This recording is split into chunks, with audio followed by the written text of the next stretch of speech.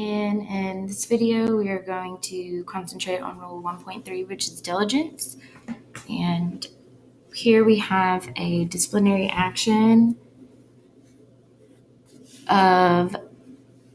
in the matter of David T. Woods, which was decided by the Supreme Court of Indiana in 1994. So everything that we're about to see that I'm going to summarize is actually occurred between the years of 1984 and 1987.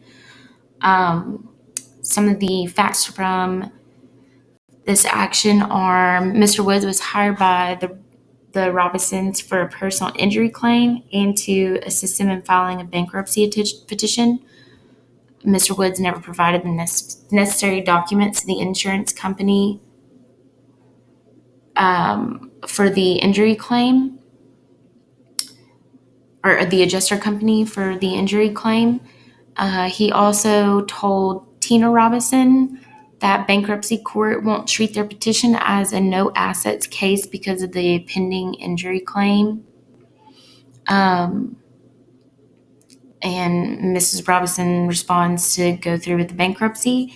So without informing or consulting both Tina and John, who's Mr. Robinson,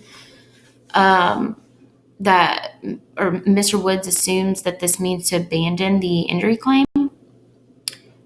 So he does, and he was unable to attend the court proceeding for the bankruptcy petition, and the Robinsons elected to go pro se, so they represented themselves basically.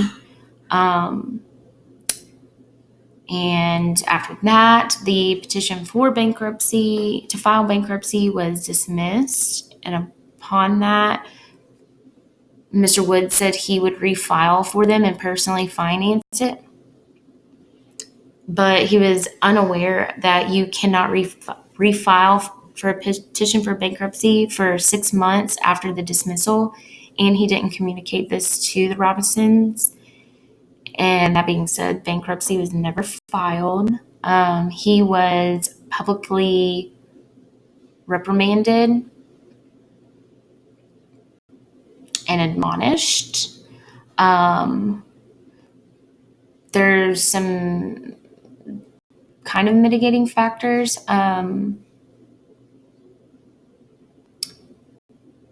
That really they couldn't use because the nature of the record doesn't give a reason for the delay of between 1987 and 1994. So let's look at how he violates Rule 1.3, diligence. I'm going to go back up here and click on Rule 1.3, and it's going to direct us towards Indiana's. Towards Indiana's Rule of Professional Conduct.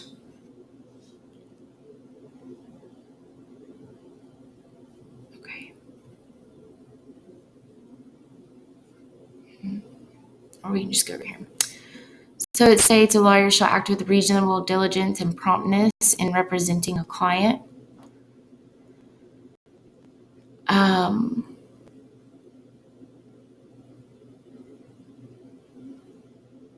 Which is the exact same in Tennessee. A lawyer shall act with reasonable diligence and promptness in representing a client. In the comments of both of them, it states a lawyer should pursue a matter on behalf of a client despite opposition, obstruction, or personal inconvenience to the lawyer and take whatever lawful and ethical measures required to vindicate a client's cause or endeavor.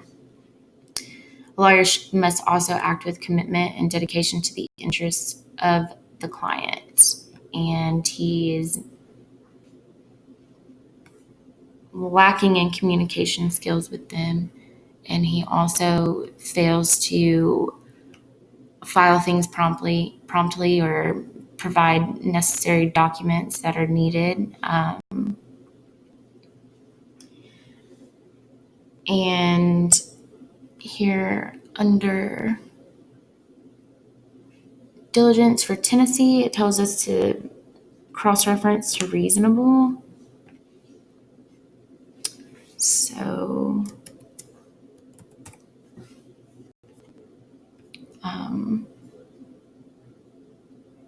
in Rule 1.0 terminology, we go down to reasonable or reasonably when used in relation to conduct by a lawyer denotes the conduct of a reasonably prudent and competent lawyer, which he is not prudent or competent, in that he fails to inform them of things and fails to represent them diligently. I feel like if this had been ruled by Tennessee Supreme Court, that it would probably have a similar outcome. Given it's not a very severe punishment, being reprimanded or admonished, but you get one strike and it's not good for if you were to get another strike or plays into future strikes.